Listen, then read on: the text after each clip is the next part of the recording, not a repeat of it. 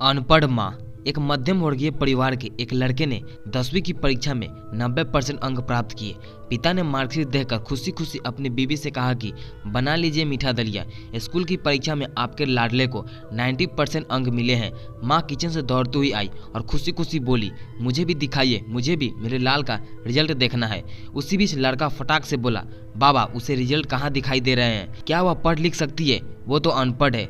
अश्रुपूर्ण भरी आंखों से पल्लू से पोंछती हुई माँ दलिया बनाने चली गई। ये सब पिता ने देखा और कहा, हाँ बेटा तूने बिल्कुल सही कहा। जब हमारी शादी हुई तो 3 महीने के अंदर ही तुम्हारी माँ गर्भवती हो गई। मैंने सोचा शादी के बाद ही कहीं घूमने नहीं गए, एक दूसरे को ठीक से समझे भी नहीं, चलो इस बार ऑपरेशन करवा कर आगे चांस लेते हैं। लेकिन तुम्हारी माँ ने जोर देकर कहा, नहीं घूमना फिरना और आपस में समझना है, ये सब कुछ बाद में। फिर तेरा जन्म हुआ, वो अनपढ़ थी ना, जब तू गर्भ में था तो उसे दूध बिल्कुल पसंद नहीं था। उसने तुझे स्वस्थ बनाने के लिए हर दिन 9 महीने तक दूध पिलाया, क्योंकि वो अनपढ़ थी ना।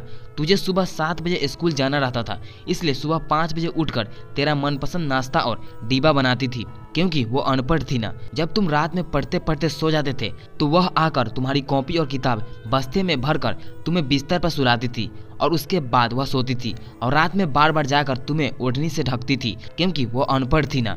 बचपन में तुम ज्यादातर समय बीमार रहते थे, तब वो रात भर जागकर फिर सुबह जल्दी उठती थी और काम पर लग जाती थी, क्योंकि बेटा वो अनपढ़ थी ना। तुम्हारे लिए ब्रांडेड कपड़े लाने के लिए मेरे पीछे पड़ती थी और खुद सालों तक एक ही साड़ी पहनी रहती थी, क्योंकि वो अनपढ़ थी ना।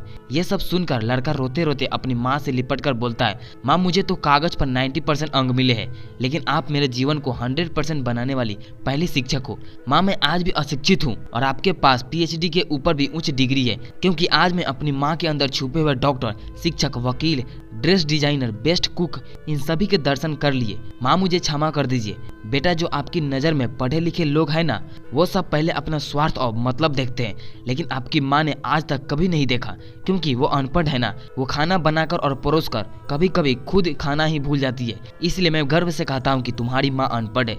I love you mom. दोस्तों ये कहानी अगर आप लोगों को अच्छी लगी है यार, वीडियो को लाइक करके चैनल को सब्सक्राइब जरूर कीजिएगा।